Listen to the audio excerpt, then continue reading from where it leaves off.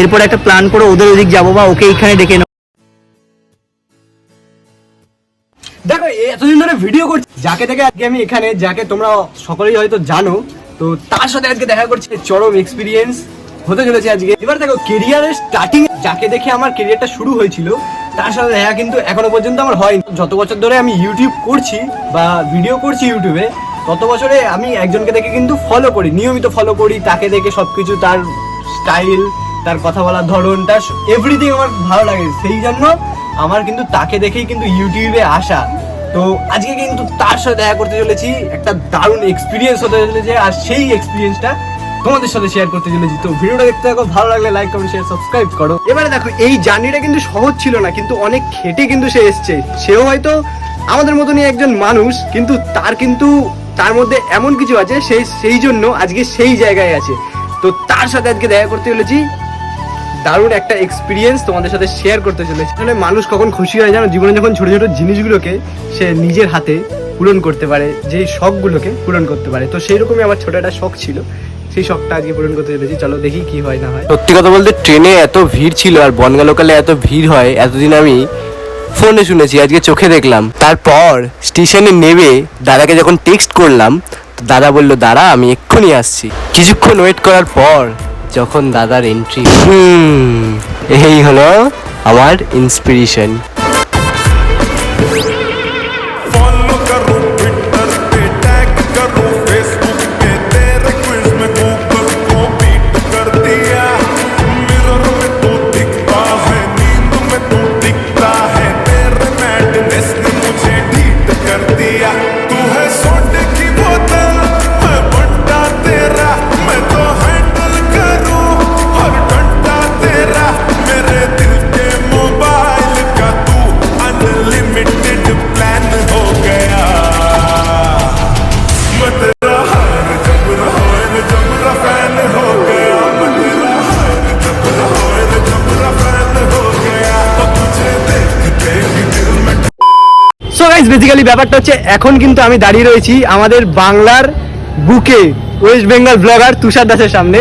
তো তোমরা সকলেই জানো দাদা হচ্ছে আমার ফেভারিট। কি এনার্জি ভাই ওর মধ্যে, আমি আমাকে দেখতে পেলাম। ঠিক আছে, ও খুব ভালো ভিডিও বানাচ্ছে। আমি ওর সঙ্গে কথা হয়, ফেসবুকে কথা হয়। এখন নাম্বারটা দেবেন আপনার?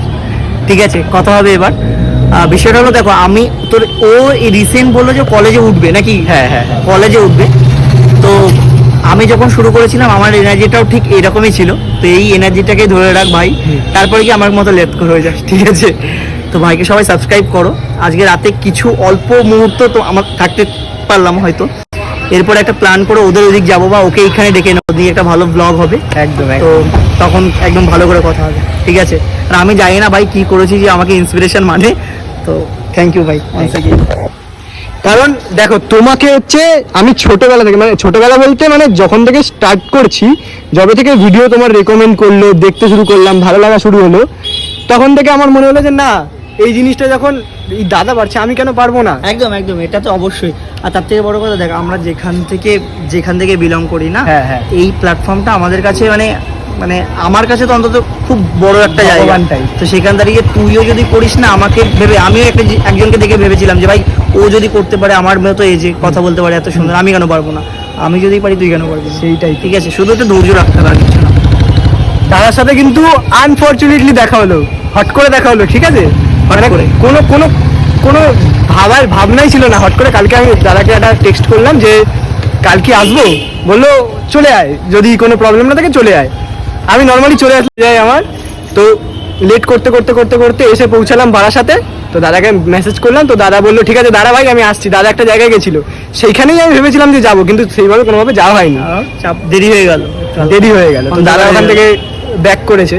তো দাদাকে তখন মেসেজ করলাম, দাদা ওখান থেকে চলে এসছে আমাকে, মানে এটা আমার কাছে বড় একটা পাওনা। এই যে দাদা কাঁধে হাতটা রেখেছে না, আমি সিরিয়াসলি বলছি, আমি যখন স্টেশনে বসেছিলাম না, আমি ভাবছিলাম যে দাদা কেমন হবে, কি কথা বলবে। ওরকম কোনো বিষয় না, খেটে খাওয়া পাবলিক, আমরা খেটে খেতে হবে, চাপ নেই। গরমের মধ্যে ভিডিও, ও অত দূর থেকে এসেছি, এটাই হলো সব থেকে বড় কথা। আর আমি তো জানতাম তুই বেলুড়ের ওই দিকটা থাকিস, মানে ওই দক্ষিণেশ্বরের ওইদিকে, যাই হোক কাছাকাছিই থাকিস, এটা অতটাও দূর না।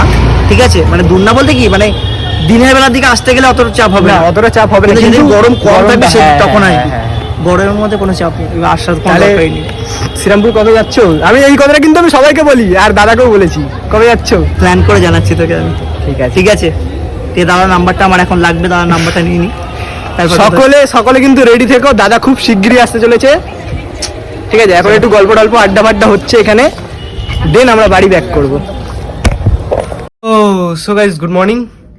এই জাস্ট কিছুক্ষণ আগে উঠলাম। কালকে ফিরতে ফিরতে একটু লেট হয়ে গেছিল, কারণ ওদিককার ট্রেন বাপরে কি বলবো, ওদিকে যা ভিড় হয় আর যা ঘন্টার মানে অনেকটা ডিস্টেন্স, মানে আধ ঘন্টা 1 ঘন্টা পর পর ট্রেন। সব ট্রেনই আসছে মোটামুটি, কিন্তু আমি যেখানে আসবো সেখানকার ট্রেন অনেকটা লেট। অনেকটা খাটনি হয়েছে এই গরমে। কাল রাতে আর সেরকম করে ভিডিও বানাতে পারিনি, আর কিছু অল্প মুহূর্ত তোমাদেরকে শেয়ার করলাম। ভিডিওটা আজকে বেশি বড় করিনি। ভিডিওটা ভালো লাগলে অবশ্যই একটা লাইক করো, চ্যানেল নতুন হলে চ্যানেলটাকে সাবস্ক্রাইব করো। দেখা হচ্ছে এরকম কোনো ভালো ব্লগে, ততক্ষণের জন্য bye bye, take care and stay safe. আর হ্যাঁ, খুব তাড়াতাড়ি কিন্তু এখন থেকে ভিডিও আসতে হয়েছে, কারণ এখন আমি অনেক কিছুর মধ্যে থেকে যাচ্ছি। এই হাসি মুখটার পেছনেও অনেক কিছু আছে, সেসব না অন্য একদিন শেয়ার করব। সো এখন আপাতত এইটুকুই। মজা করো, এনজয় করো, সবাই ভালো থেকো। নেক্সট ভিডিও খুব তাড়াতাড়ি আসছে। চলো আজকের মতন বাই।